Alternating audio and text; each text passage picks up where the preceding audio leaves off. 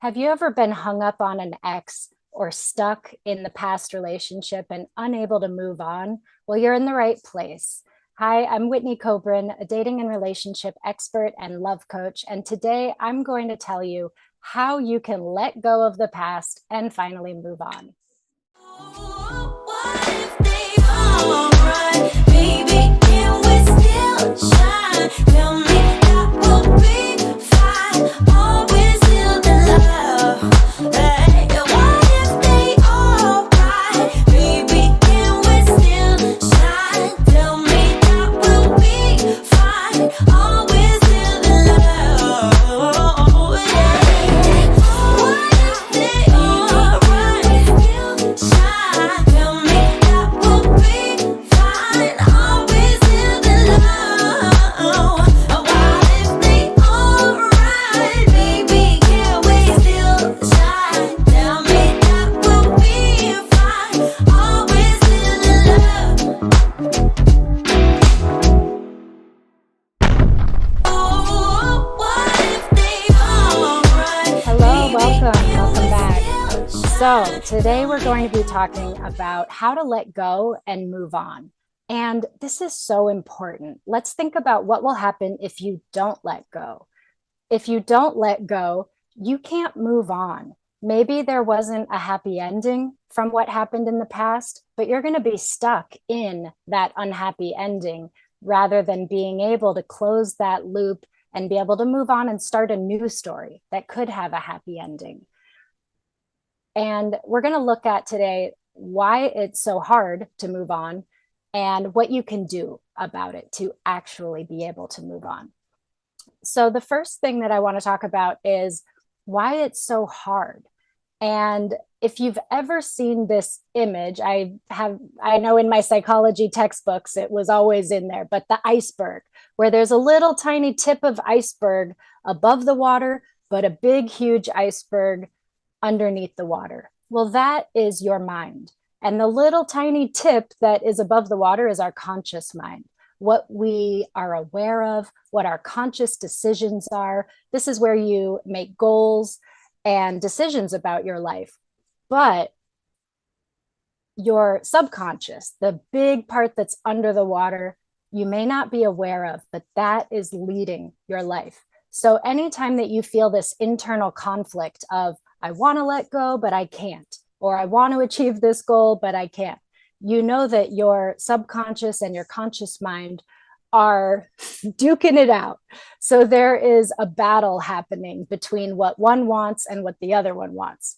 And our subconscious mind is programmed to keep us safe. That's why it's so hard to reach a challenging goal, because your subconscious mind will think about all the dangers. Well, what if I make a ton of money and then people want things from me? Or what if I make it and lose it? Or what if I try really hard and I fail? All of these fears will hold us back and keep us stuck and keep us in our comfort zone. And it's a very similar thing happening when we are stuck in the past.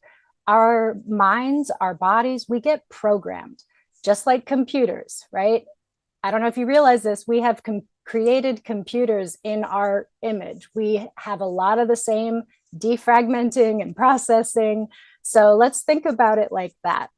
When you were with that person or when you were experiencing that past event, it felt good. And you began to be programmed to want that thing, to need that, to enjoy that.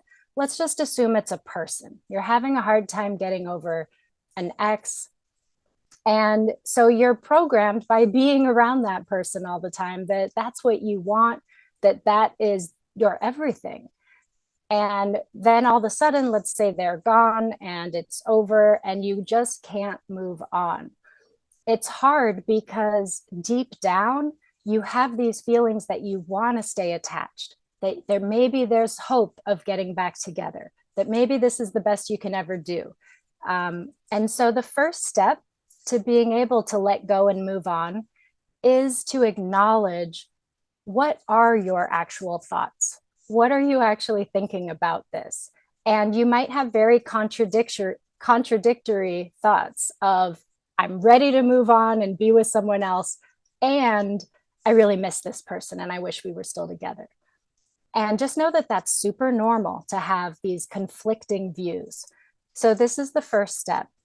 You want to ask yourself also, what is the payoff of still being stuck in this past? What am I getting from it? How am I feeling better, right? Justified.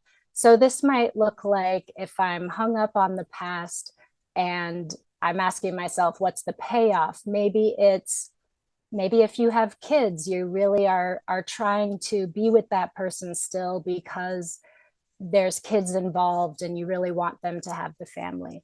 Maybe you just have really positive memories, and now in your current life, you're not having those happy, positive memories. So you are still wanting what was in the past. Your payoff, it might be about being right. Maybe you made a decision a long time ago that that is your person, right? You committed to them, you're loyal, and you don't know how to break that commitment. It's just not something that we're taught to do. We're taught to make commitments and keep them. Granted, a lot of people are quite good at breaking their commitments, but some people really struggle with that. And so I want you to go through this process with a lot of compassion for yourself. Don't beat yourself up in this process. That is totally counterproductive. We want to be able to sit with the thoughts and then sit with the feelings. So when you are thinking about this, it might bring up uncomfortable thoughts, negative feelings. You might want to cry, you might get angry. But instead of just going around those or shoving them down or ignoring them or going and relying on your favorite coping mechanism, drinking, smoking, shopping, whatever it is, instead, you want to sit with that emotion. So, sitting with it means that you focus on it, you feel it, you let it give you all that feeling that you really kind of want to ignore. This is the first step, is just sitting with it. And then we can't just let go, right? If you've talked to other people and friends and family, they might just say, well, just let it go, move on, come on, let's go. And it's just not that simple. We need to process it. We need to get through this step. So after you are able to journal and write down all the thoughts around this thing, and then sit with the feelings that come up around that for a while, right? Maybe for some people in 5 minutes, they'll feel like they've been able to feel those feelings and process it. For other people, they could sit for an hour and maybe need some more time. It's a lot like meditation.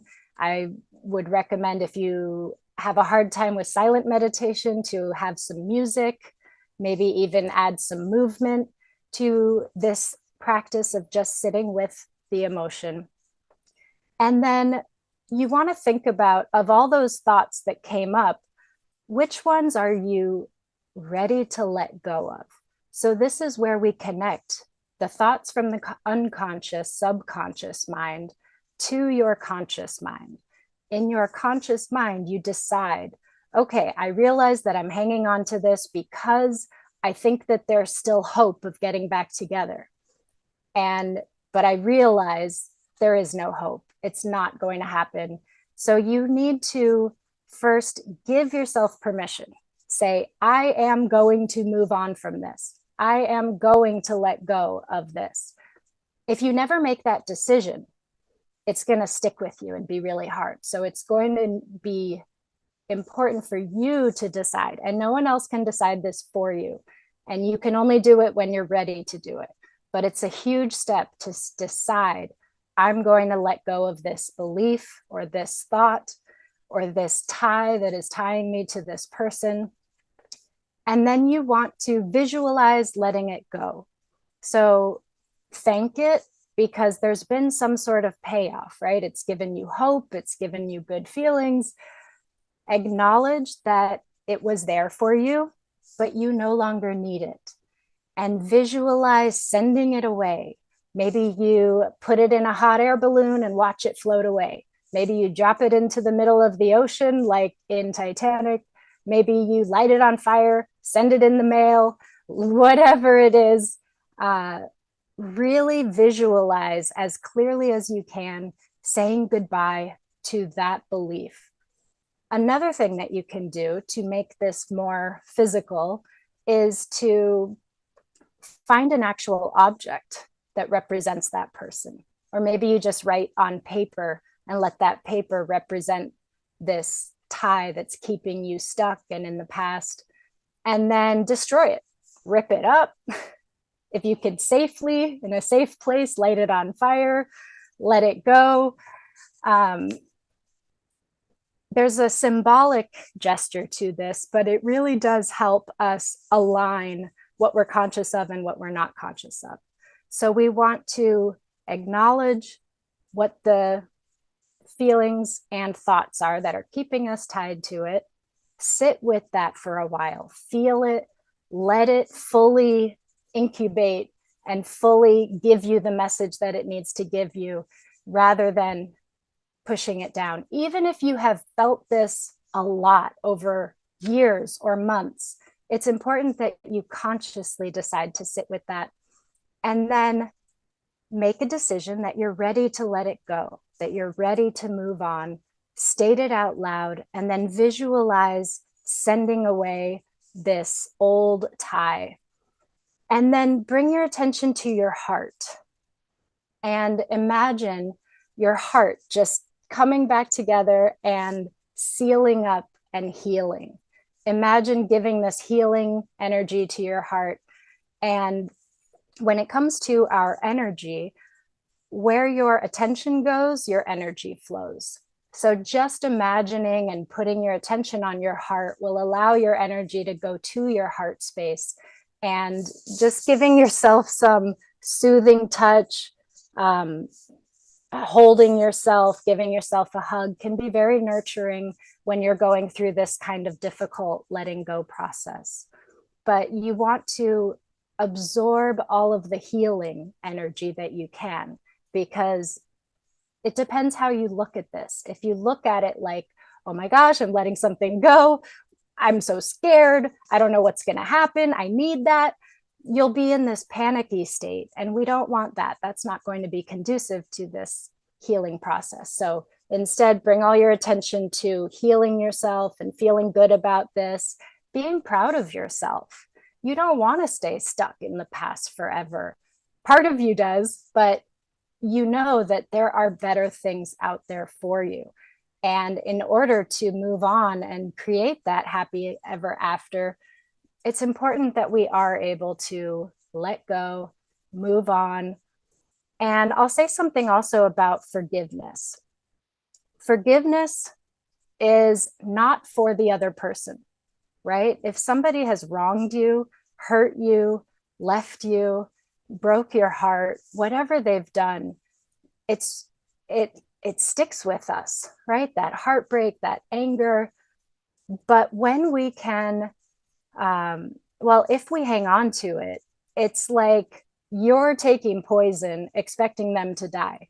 You having this stress and this anxiety and this worry about it, even again, if it's not very often in your conscious mind, but it's still in the subconscious mind, you might be dealing with a lot of stress around this and not even realize it.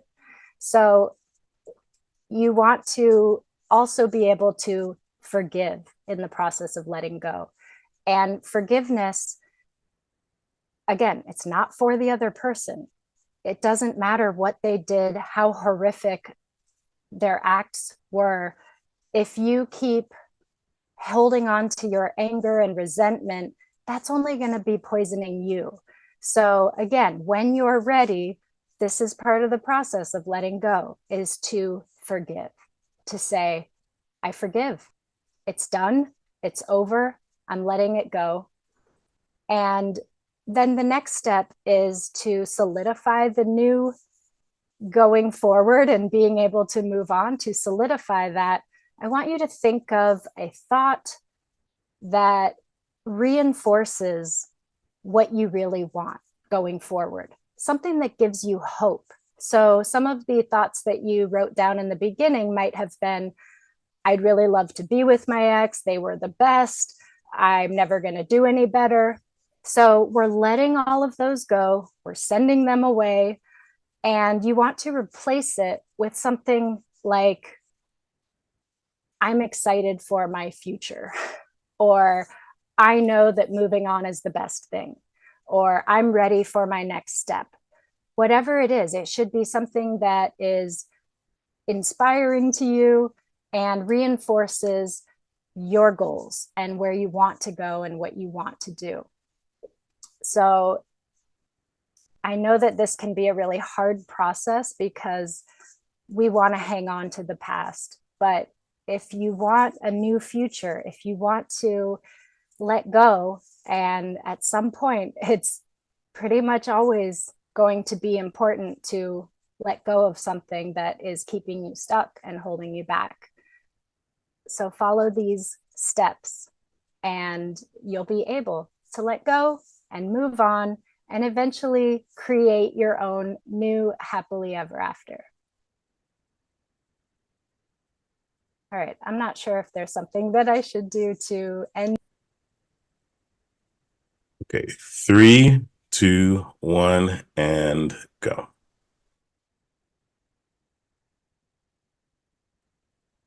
If you enjoyed the program today and got some benefit out of it, I would love to hear from you. You could reach me at my website, whitneykobrin.com. That's WHITNEYKOBRIN.com. And for ladies who are looking to improve their love life, their self-love, their dating, their relationship, I invite you to download my app. It's called Love Coach in My Pocket, and you can find it on Apple and you could find it on the iTunes Store and Google Play Store.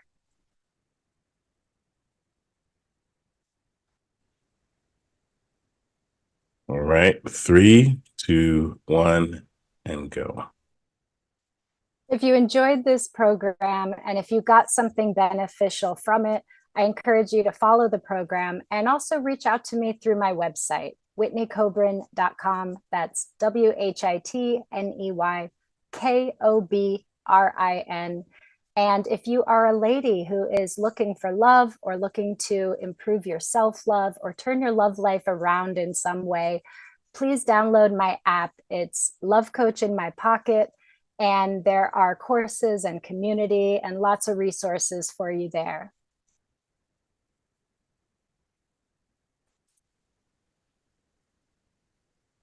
Three, two, one, go. Hi, are you single right now? And do you feel like people around you act like that's a disability? Are you sick of people giving you a hard time about being single when it's actually a choice and you're far better off being single than being in any kind of relationship that is unhealthy or draining of you? So that's what I want to talk to you today about, is the joys and unexpected delights of being single. I'm Whitney Kobrin, dating and relationship expert and love coach for women.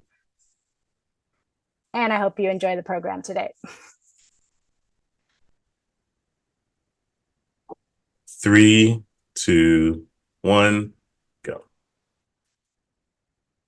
Are you single and tired of the people around you acting like it's a disability, saying, "Oh, I'm so sorry, you'll find someone soon"? Blah. That's what I want to talk to you today about. I'm Whitney Kobrin, a dating and relationship expert and a love coach for women. And I want to talk about being single by choice and the unexpected delights of being single.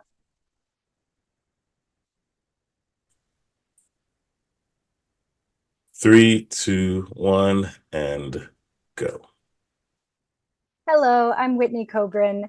Thank you for being here today. And I'm a love coach. I worked as a matchmaker. I work with a matchmaking company. I am all about love, and I love love. And I love helping people find happy, healthy, amazing, lasting relationships, reinvigorate their relationships. But I want to talk about the opposite of that today and talk about being single, because I've talked to a lot of single people over these years doing what I do, and not one of them enjoys other people feeling pity on them or acting like something is wrong with them, or, oh, honey, you're just being too picky. Just settle for someone. Or, telling you that maybe you're trying too hard and you just need to relax and let it happen.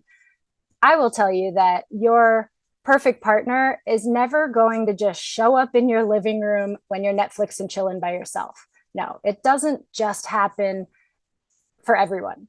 It does take some effort. It does take some work, and I bet you've tried the dating apps and websites. You've gone on blind dates. You've worked on yourself and read all the self-help books. Maybe you've gone to therapy or counseling. And if you're still single, I just want to say there's nothing wrong with you, like, at all. Being single is not a bad thing. So I want to talk about some of the unexpected delights and good things. Number one is, if you have ever been in a relationship that is toxic or unhealthy or not fun, then you know that it's far better to be single than to be in a relationship like that. And so I know there's a lot of people out there that would just rather be with somebody than be alone. And they're putting up with a lot, and they're suffering, and they're holding things in. And so when you're single, you don't have to deal with that. You don't have to deal with that toxic energy. You are free to make your own decisions. Um, and if you are single and just taking a break, right? Because there's different ways of being single. One is maybe you're single, but you are actually seeing people and dating people. You're just not in a relationship yet. And that could be really fun. I love that phase. And I know it gets a bad rep because dating is complicated these days. And there are catfishers and ghosters and the guy on the oil rig that says that he needs money for his son, and these scammers. And yeah, I've seen it all. I know that it's not fun, and people can really burn out on that. So if you are somebody that's been single and you've tried dating and you put it all out there and it just got overwhelming and tiresome and felt like you were spinning your wheels, swiping and texting, and nothing's really leading anywhere, you are not alone. I feel you, I see you, and this is happening a lot nowadays. And so when that happens, it's not a good approach to just power through it and just keep grinding, right? I think we're all kind of waking up to this concept that hustle culture and pushing ourselves no matter what can really harm our well-being and even our physical health. So we need to be in balance. So that means maybe you let up off of the dating apps and take a break and use that time for yourself, whether that means starting a new workout routine or starting a social activity, right? There are so many options. And just because somebody's single, it doesn't mean that they're lonely. And it certainly doesn't mean that they have to be lonely. You have friends and family, most likely. If not, there are so many ways now to meet new friends, to just find things online, find events through Facebook events or Meetup or Eventbrite, and go out and meet some people and hang out with people. And you don't have to feel lonely being single. And if you are single and looking, I encourage you to not only go to singles events and like looking for that person. Be open to making friends. I know when I met my late husband, it was because I had made some new friends on Meetup, and then I started hanging out with them, and then they invited me to their friend's party, and then I met more people there, and it just kind of happened as this chain of events. And so when you're too focused on one singular outcome, like I'm going to this speed dating event and I want to find my partner, then if that doesn't work out, you could end up really disappointed. So we want to take the pressure off, keep it kind of casual, allow yourself to be relaxed and be yourself, be authentic, be true to yourself and how you're feeling, and enjoy it. Enjoy yourself. It's like when someone really wants a baby, it's worth enjoying the time before the baby, because that's going to change a lot when all of a sudden you don't have time to yourself very often. So while you're single, I encourage you not to look at it as a bad thing and feel lonely, and definitely don't get lost in your head with, the downward spiral of, I must not be lovable, I must not be good enough, it's never going to happen for me. None of that is helpful, and I hope you don't do that. And I hope that if that starts to come out, that you have some sort of tools or practice like self-compassion or meditation or embodiment or movement or something where you can get yourself back into out of that negative spiral. That said, it is very normal to have that yearning for a partner. So if you're capable of having, you know, both of these thoughts in your mind at one time that may be contradictory, that can make you feel very whole and at peace to say, I am content with myself single, and I do want a partner. They could coexist, but it doesn't mean that you're going to be working really hard and desperately chasing after finding a partner. Sometimes when we try too hard, it could be like in baseball, if you hold the bat too tight, you can't hit it properly. Or if you catch a butterfly, right? If you hold it too tightly, you could crush it. So there's always this sweet spot, this balance of being open to the new experiences and wanting to invite a partner in, making eye contact with people, giving your number out if somebody seems interesting. We want to be able to do that and balance it out with not feeling like there's too much pressure and too much demand on that. And it's great when you can use that time to not just improve yourself, because I kind of I'm in the self-improvement field, but I have this belief that if we're always trying to be better, if we're trying to change who we are, then that could become a negative influence in our life also. So it's not just about, I'm going to work on myself and I'm going to become a better person so that I attract a better person. I mean, there is truth to that, yes. But really what it's about is you're not becoming something different. You're actually shedding all of the things that are holding you back so that you can truly be yourself and truly shine. And that, in my opinion, is the goal of self-improvement, is to really be your best self, to be your most authentic self, to be able to release and get past our fears that keep us playing small and stuck in our comfort zone and afraid to, go talk to the cute person over there in the corner of the room. We want to let go of the fear, the self-consciousness, the insecurities. When we let go of those things, that's how you become a better person. That's how you improve yourself, because you can just be more agile in your world, more dynamic, able to go with the flow and run with the punches. And when you are called to show up or to be your best self, that you're less shut down or less encumbered.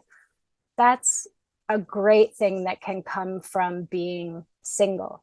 So pay attention to that and ask yourself, if you are single, Are you going about it like, oh man, yeah, I'm single, kind of deflating, want? Or are you like, yeah, I'm single and I'm using this time to enjoy what I like and explore what I like and be my best self? And that is such a magical place to be. And it does help you to attract a partner who's going to be, on that level with you. Um, I know people that have gone to on so many first dates and so many singles events, and they're just not finding their person. And usually they're very anxious about it. So, if I could give you one tip to improve your love life, to improve the way you feel single, to improve the chance that you'll find an amazing partner who loves you for you, is to work on being more at peace and more relaxed and letting go of this anxiety and worry and fear and insecurity. And I know that might sound like a tall order. If that's something that you feel stuck in, reach out, find a therapist or a coach. I mean, this is something that I work on with my clients, but there's a lot of different resources out there, and find what works for you. I know that meditation has amazing benefits that have been scientifically proven, and yet I know that meditation is not for everyone, but there are other options that you could do as well. So if you're not into meditation, maybe you do something with movement. I actually saw a YouTuber that tried standing on one foot for 5 minutes for a whole month. And she thought it was going to be ridiculous, but she actually was someone that couldn't just sit down and meditate and get much benefit from it. Overactive mind, was always getting in the way, just this antsiness in the body. But when she just tried standing on one foot for 5 minutes, it had all the benefits of what a meditation is. So keep trying new things, keep seeking answers. You really don't want to go into your love life, wherever you're at in that, with anxiety and worry and stress and fear. We want to be able to work through that. And communication really helps with that too. Maybe there is something that's weighing on you or something that is unknown, and that's why you're feeling anxious. So it helps to talk about it. It helps to be able to communicate with those around you, those that care about you, about what you need and how you feel. So this is a great tip that I give to people, even when they're dating and in relationships, that when we're dealing with conflict, conflict is actually an opportunity for intimacy. When we open up, when we're vulnerable, when we share with somebody how we're feeling and what we need, it actually creates more closeness. So there are tips and ways to do this, right? We don't have time to get into everything today. But really what I want to focus on is, if you are single, there's nothing wrong with you. And you hopefully know that already. And I encourage you to live it up and enjoy it. Do what's healthy for you. Do what's right for you. Go to therapy. Go to a counselor. There's group programs. There's all kinds of different options. There's information everywhere. Sometimes just getting the information isn't enough, right? How many times have you signed up for an online course or a free guide and then you don't even look at it? So that's why sometimes it is good to have a therapist or a coach that will actually meet with you and make sure that you're learning the things and practicing the things and implementing it into your life, right? Someone told me recently that no one hires a coach for information. They hire the coach for transformation. And I 100% agree with that. So if you are sick of people saying things like, well, maybe if you focused on your career less, then you'd have better luck. Or you're such a catch, it'll happen for you. Yeah, we don't want to hear that, right? We know it'll happen when it's time. So keep your chin up, enjoy yourself. And when you're ready to find that partner, I would love for you to reach out to me and I can help you. You can reach me at whitneykobrin.com or download my app, which is Love Coach in My Pocket. Thanks, and see you guys next time.